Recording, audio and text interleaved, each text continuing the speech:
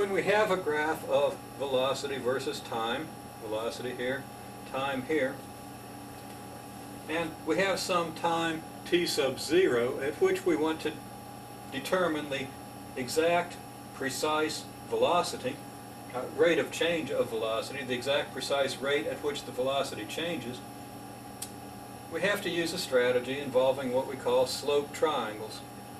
Okay, the slope triangle is this purple triangle here.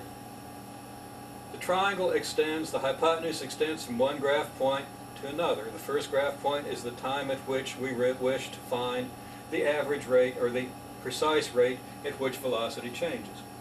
So we take the initial time and a later time and we estimate, or we determine from the graph, what the velocities are at this time and this time.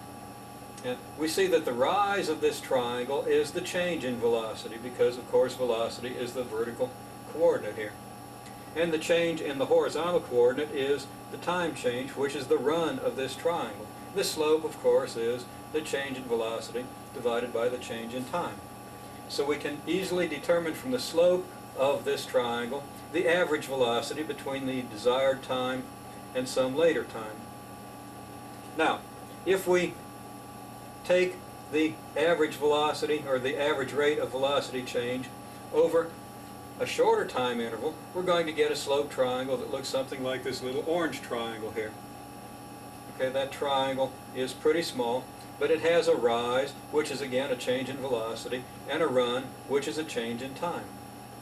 We see that the time that we're looking at and the later time are much closer together, and the slope has changed. Okay, the slope is like this on the blue triangle, and like this on the orange triangle.